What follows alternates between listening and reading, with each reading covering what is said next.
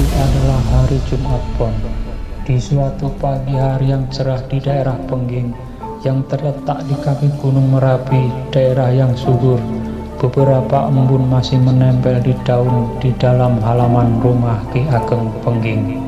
Dengan memanggul canggul, Ki Ageng Pengging bersiap berangkat ke sawah. "Kenapa hari ini hatiku merasa tak tenang?" berkata Ki Ageng Pengging di dalam hatinya. Ketika kakinya mulai melangkah, hati Ki Ageng tercekat, hampir terloncat ketika mendengar percikan lirih seekor burung gagak. "Kenapa suara burung gagak yang lemah telah mampu mengejutkan aku?" kuman Ki Ageng Pengging. Belum juga kakinya keluar halaman, dilihatnya seekor kuda berlari menuju ke arahnya. Ki Ageng bergeser ke tepi, tapi kuda itu berhenti di tepi Ki Ageng Pengging. Dan ternyata Ki Ageng Pengging pernah melihat orang yang duduk di punggung kuda itu. "Oh, kau Kisana, kau berasal dari desa Tinggir?" tanya Ki Ageng Pengging. "Betul Ki Ageng, saya akan menyampaikan sebuah kabar penting," jawab orang berkuda itu. "Masuklah," kata Ki Ageng Pengging. "Terima kasih Ki Ageng," jawab orang berkuda itu. Keduanya lalu menuju Pendapa dan utusan dari Tinggir itu pun duduk berhadapan dengan Ki Ageng Pengging. "Saya hanya sebentar Ki Ageng, hanya menyampaikan berita bahwa Ki Ageng Tinggir tadi malam telah meninggal dunia," kata utusan dari Tinggir. Betapa terkejutnya Ki Ageng Pengging mendengar berita itu. Sesaat mulutnya seperti terkunci, tapi setelah kesadarannya pulih, terdengar beberapa kalimat lirih terucap dari mulutnya. Utusan Tinggir pun berdiam diri menunggu perintah dari Ki Ageng Pengging. "Pulanglah dulu ke Tinggir, aku segera ke sana," kata Ki Ageng Pengging. "Baik Ki Ageng, saya mohon pamit," kata utusan dari Tinggir yang segera berdiri dan berjalan menuju kudanya, lalu dipacunya kembali kudanya menuju ke desa Tinggir. Dari Pendapa, Ki Ageng Pengging segera mencari istrinya dan berkata, "Nyai, Ki Ageng Tinggir telah meninggal dunia. Aku akan pergi ke Tinggir sekarang." "Baik Ki Ageng," kata Nyai Ageng Pengging. Ki Ageng Pengging segera menyiapkan kudanya dan dipacunya dengan cepat menuju desa Tinggir. Mendung menyelimuti desa Tinggir. Kedatangan Ki Ageng Pengging ke Tinggir disambut dengan linangan air mata Nyai Ageng Tinggir. "Aduh, kakakmu telah mendahului pergi," kata Nyai Ageng Tinggir. Ki Ageng Pengging tidak mampu berkata apapun. Dirinya merasa kehilangan atas kematian Ki Ageng Tinggir. Terlintas dalam ingatannya, selama ini mereka bersama-sama menuntut ilmu, mengalami susah dan senang berdua, dan sekarang Ki Ageng Tinggir telah mendahulunya. Dilihatnya Nyai Ageng yang masih berurai air mata, Ki Ageng Pengging berkata dalam hati, betapa sepi hidup Nyai Ageng Tinggir. Upacara pemakaman pun segera dilangsungkan, dan setelah selesai upacara pemakaman, maka Ki Ageng Pengging minta diri pulang ke Pengging. "Baik adik, tapi bawalah barang-barang milik Ki Ageng Tinggir yang masih ada," kata Nyai Ageng Tinggir. "Saya tidak akan mengambil Nyai, tetapi saya akan ninggali. Saya nanti yang akan memberi Nyai," jawab Ki Ageng Pengging. Nyai Ageng Tinggir melihat Ki Ageng Pengging memacu kudanya meninggalkan desa Tinggir. Dengan sejumlah tanda tanya di hati, apa yang akan diberikan Ki Ageng Pengging kepadaku? Sementara itu, Ki Ageng Pengging memacu kudanya menuju Pengging. Hatinya masih merasa kehilangan seorang saudara dan sahabat yang disehati. Ketika memasuki daerah Pengging, lari kudanya diperlambat, karena setiap bertemu dengan rakyat Pengging, dilihatnya rakyat Pengging mengangguk hormat kepadanya. Rakyat Pengging yang sederhana, mereka petani yang rajin, memang sangat mencintai pemimpinnya, Ki Ageng Pengging. Pada saat yang sama, di kaki Gunung Muria sebelah selatan di daerah Kudus, salah seorang wali songo yang juga merupakan senopati perang Kesultanan Demak, Syed Jafar Shodiq, yang lebih dikenal dengan nama Sunan Kudus, sedang memberi pelajaran mengaji kepada para santri di Panti Kudus. Tapi Sunan Kudus melihat ada santri bertugas di luar ruangan, berdiri di depan pintu ingin mengatakan sesuatu kepada Sunan Kudus. Sejenak Sunan Kudus keluar ruangan dan bergerak menemui santrinya. "Ada apa?" tanya Sunan Kudus. "Ada tamu, Kanjeng Sunan. 2 orang prajurit Wiratamtama dari kota Raja Demak ingin bertemu dengan Kanjeng Sunan," jawab santri tersebut. "Baik, persilahkan dia duduk, aku segera ke sana," jawab Sunan Kudus. Setelah mengangguk hormat, santri tersebut bergegas menemui tamunya kembali.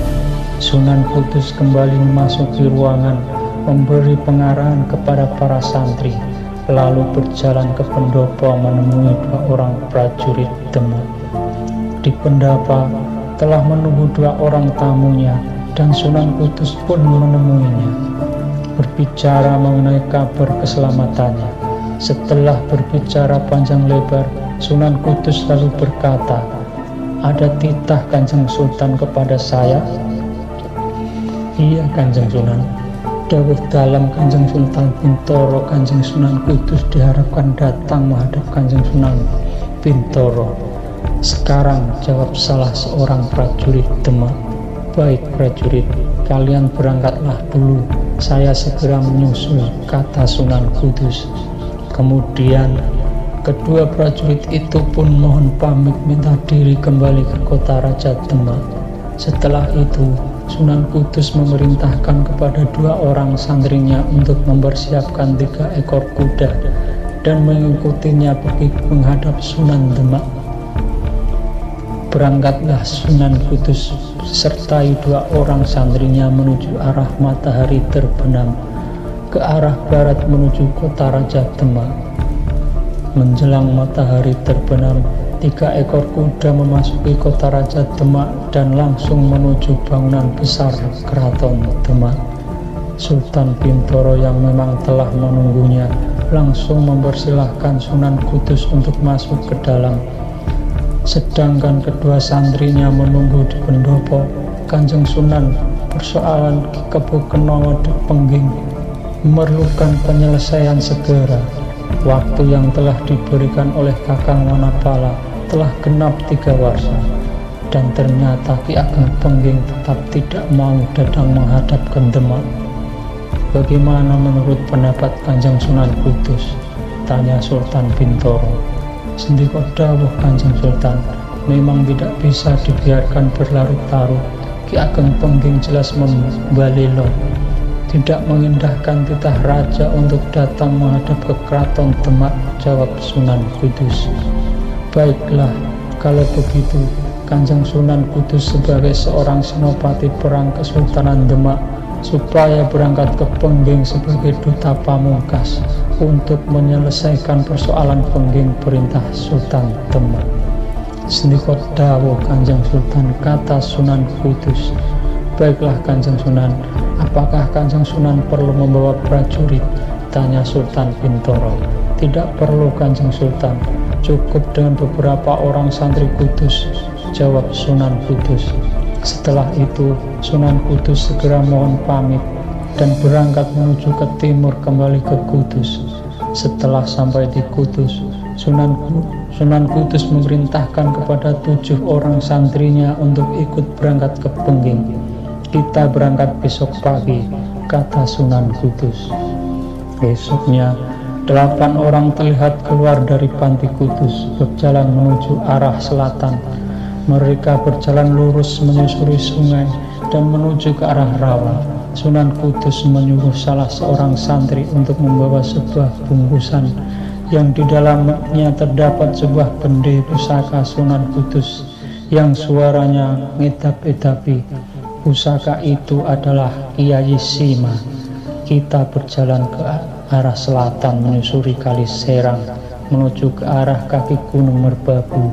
Setelah itu kita menuju arah Gunung Merapi, kata Sunan Kudus yang mengemban tugas dari Sultan Demak, mengajak 7 orang santrinya berjalan cepat menerobos hutan yang tidak begitu lebat menuju daerah Pengging di kaki Gunung Merapi.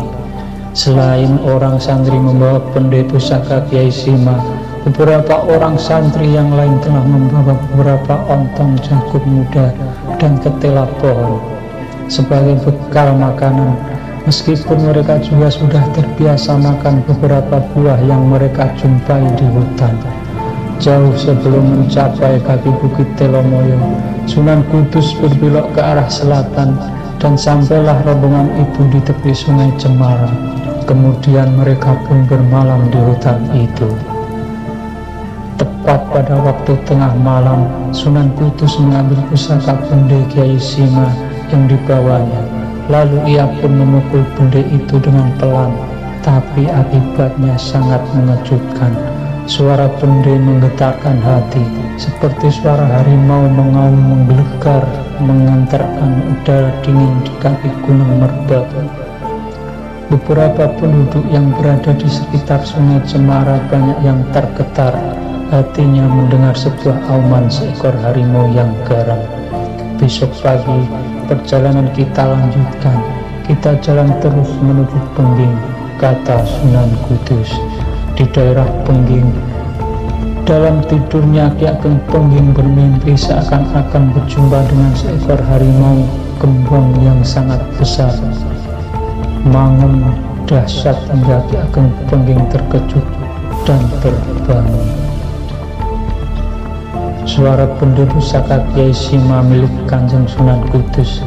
Sudah tiba saatnya hari ini, waktunya sudah genap 3 warsa.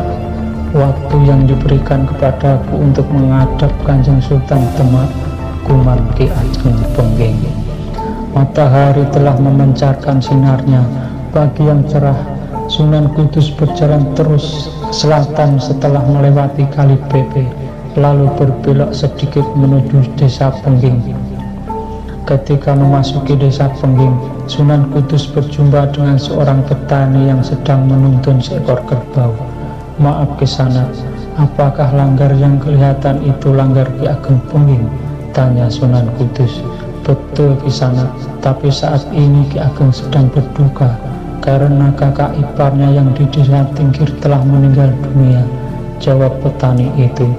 Baiklah, terima kasih Kisana, kata Sunan Kudus. Rombongan Sunan Kudus terus berjalan menuju Pendapa Pengging. Ketika dilihatnya seorang wanita di dalam halaman rumah, Sunan Kudus berkata, Nyai, tolong sampaikan kepada Ki Ageng Pengging, Sunan Kudus ingin menemuinya. Perempuan itu lalu masuk ke rumah, dan tak lama kemudian Ki Ageng Pengging keluar menemui tamunya. Silahkan duduk, Kanjeng Sunan, kata Ki Ageng Pengging dengan penuh hormat. Terima kasih Ki Ageng, jawab Sunan Kudus, dan mereka pun duduk di amben di Pendapa. Setelah menanyakan kabar keselamatan masing-masing, berkatalah Sunan Kudus, Ki Ageng, dawuh dalem Kanjeng Sultan Demak Bintoro, sekarang juga Ki Ageng harus memilih, di luar atau di dalam, memilih di atas atau di bawah. Agak lama Ki Ageng berdiam diri mencerna pertanyaan Sunan Kudus, dan akhirnya dengan tenang pertanyaan Sunan Kudus dijawabnya. Kanjeng Sunan Kudus, luar dan dalam adalah milikku, atas dan bawah adalah juga milikku, karena itu saya memilih keduanya. Ki Ageng, dawuh dalem Kanjeng Sultan kepada saya untuk menjadi seorang duta pamungkas, diberi purbawasesa penuh untuk menyelesaikan masalah Pengging, kata Sunan Kudus. Baiklah Kanjeng Sunan, saya tetap dalam pendirian saya memilih keduanya, jawab Ki Ageng Pengging. Jawaban Ki Ageng Pengging berarti Ki Ageng Pengging tetap tidak mau menghadap kepada Kanjeng Sultan Demak Bintoro, kata Sunan Kudus. Belum Kanjeng Sunan, kata Kebu Kenong. Ki Ageng, apa boleh buat, saya hanya sebagai orang melaksanakan perintah raja, kata Sunan Kudus. Lalu apa yang Kanjeng Sunan kehendaki, tanya Ki Ageng Pengging.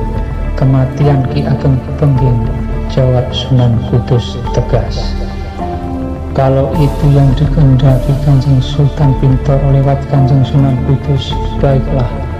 Tetapi Kanjeng Sunan harus membuat penyebab adanya sebuah kematian, karena tak ada makhluk yang mati sendiri.